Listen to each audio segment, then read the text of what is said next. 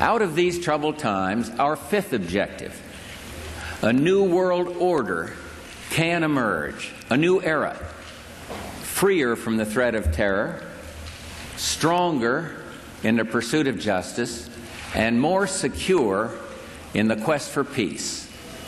An era in which the nations of the world, East and West, North and South, can prosper and live in harmony.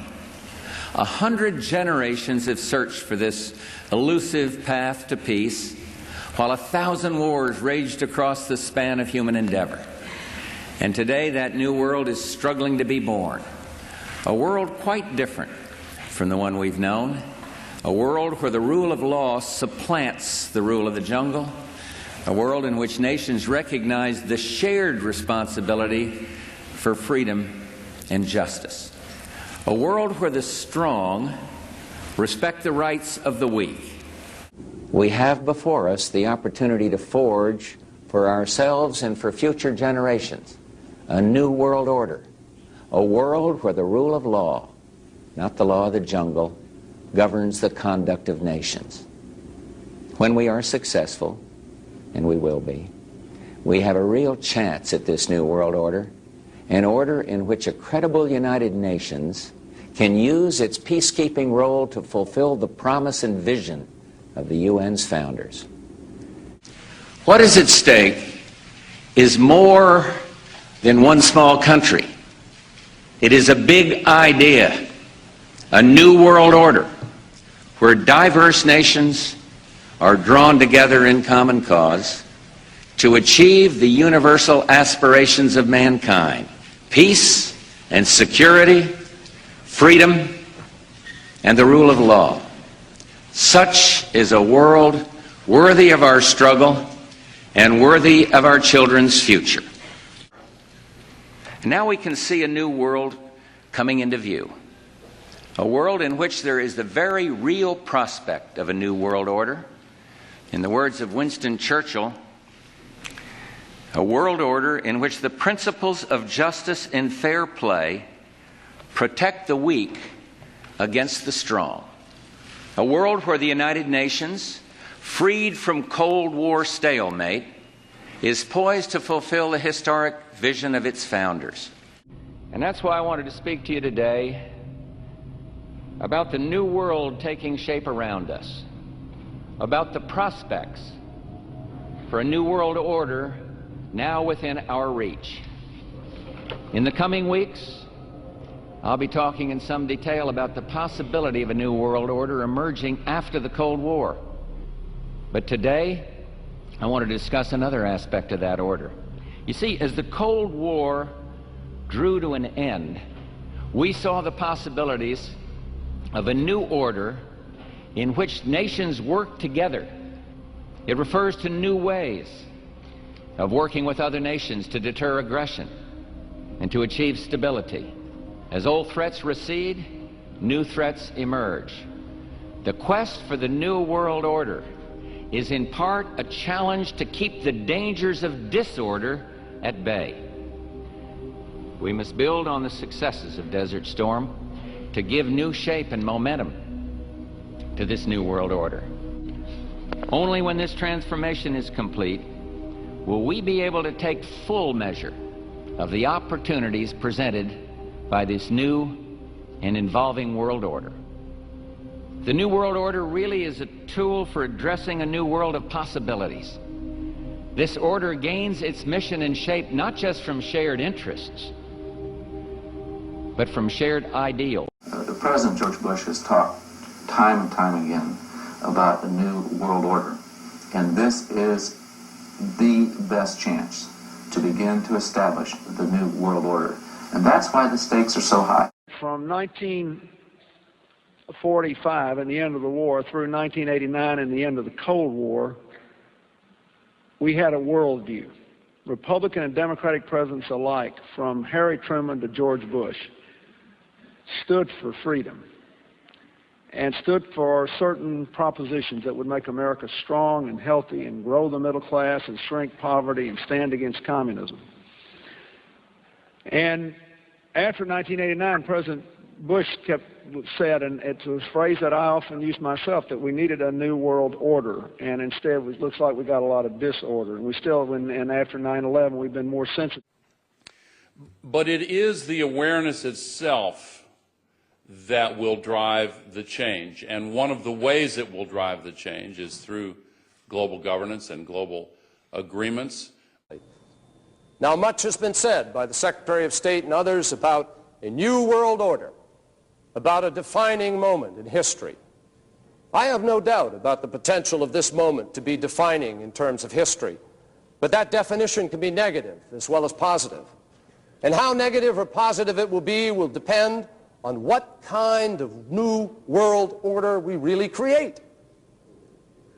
Can it truly be said that the United States of America, trading off better treatment to China for an abstention on a vote, cozying up to Syria with its record of support for terrorism, or making promises to other countries in exchange for a hold your coat, you go ahead and take the risks and casualties endorsement, can it truly be said that these create a new world order?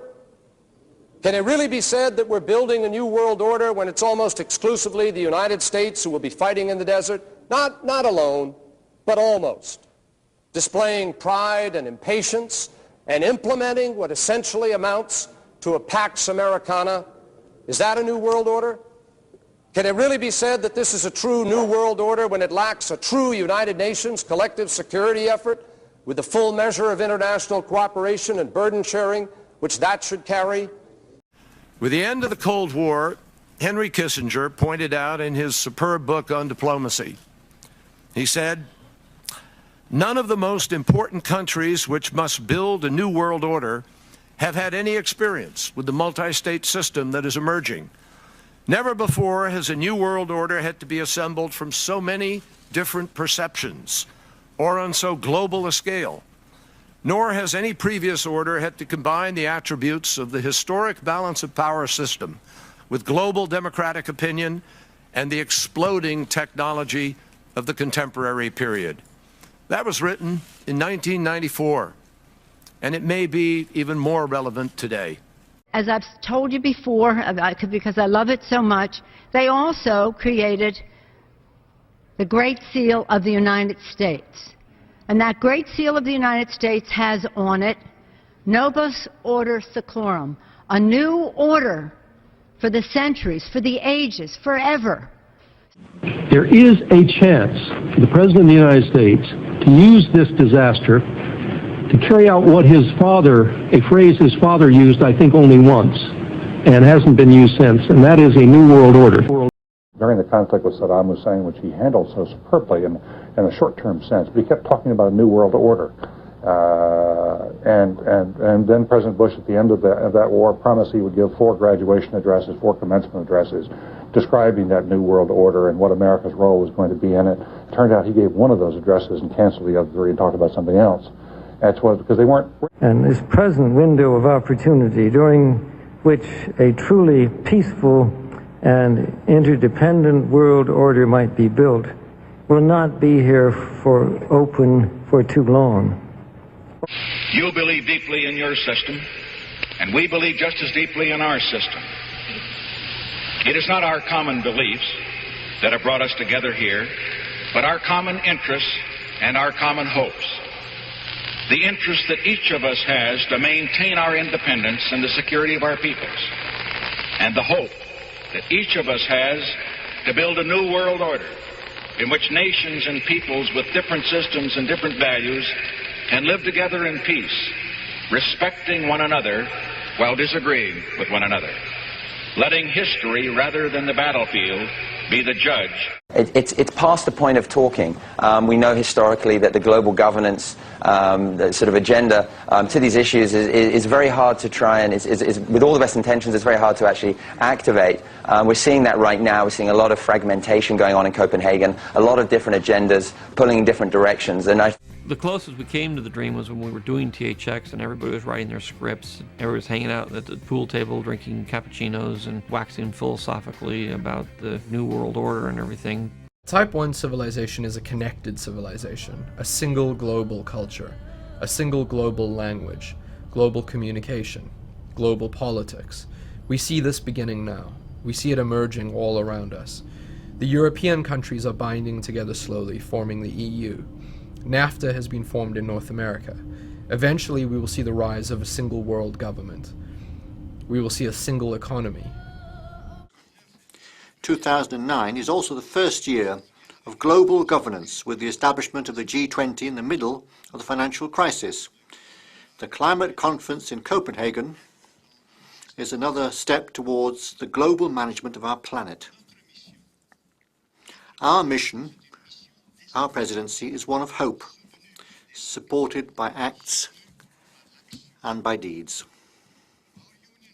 Leaders come together and establish a framework for global governance, not a world government, but sensible governance. If these measures are enacted and we continue to move forward with the G20 process, we will have the kind of global governance that is necessary to ensure the stability and transparency of markets in a way that gives us the benefits of a globalized market economy without the enormous risks that... Standing there with my people, they were bombed, and I was just targeted like them, and as elected president, official in charge of their protection, I couldn't do anything about it.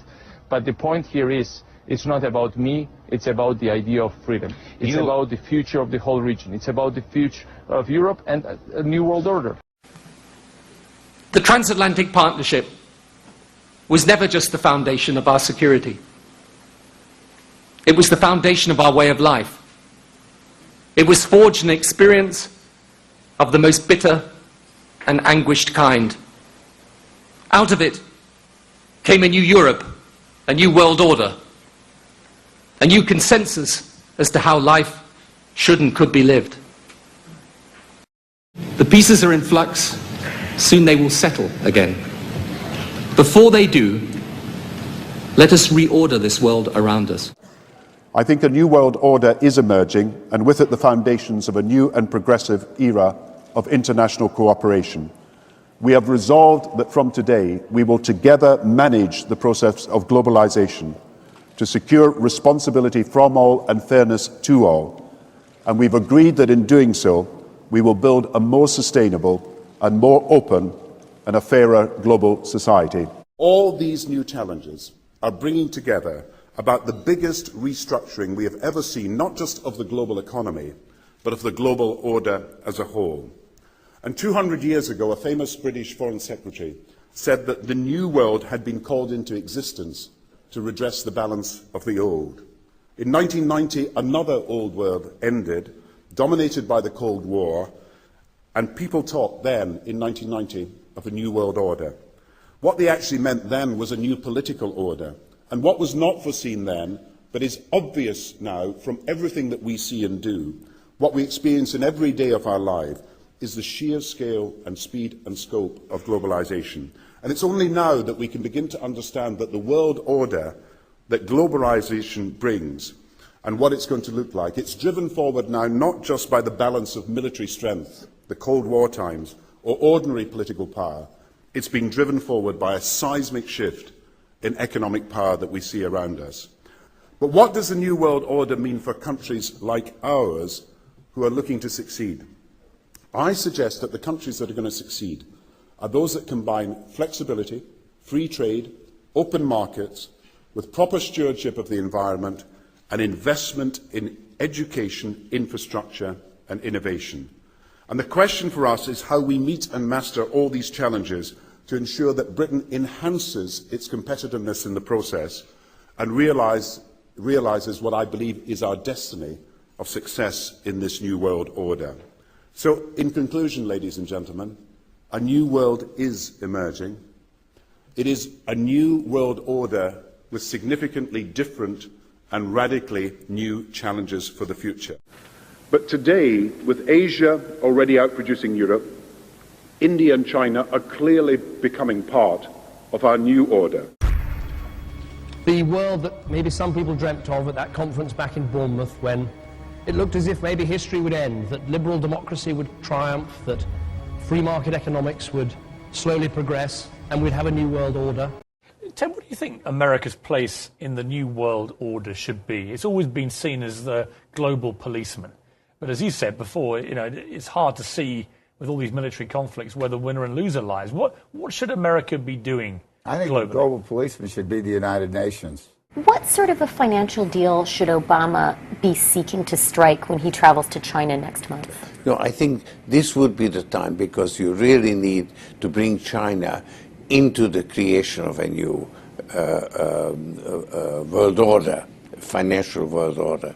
What do you think the most important thing is for Barack Obama? Obviously, you're here to talk about the anniversary for U.S.-China diplomatic relations, but if you had to say this is going to be the country or the conflict or the place that will define the Obama administration, what would it be? The president-elect is coming into office at a moment when there are upheavals in many parts of the world simultaneously. You have India, Pakistan, you have the jihadist movement. So he can't really say that it's one problem, that it's the most important one. But he can give a new impetus to American foreign policy, partly because the reception of him is so extraordinary around the world. I think his task will be to develop an overall strategy for America in this period when really a new world order can be created. It's a great opportunity. It isn't just a crisis. There's a need for a new world order, but it has different characteristics in different parts of the world.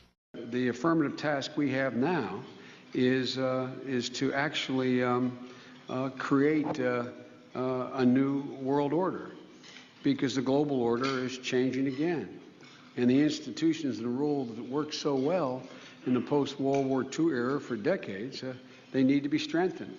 The way we're going to win over the long term is not just militarily. We've got to win over hearts and minds. And what that means is we've got to invest in countries that have no educational infrastructure, have no means for young people to get ahead. We've got to give them a stake in creating the kind of world order that I think all of us would like to see. I mean, there is a conflict about what the mission is. The United States says that Gaddafi must go. Members of the coalition say this is strictly a humanitarian mission. How can the coalition work together when they can't agree on what the goals are?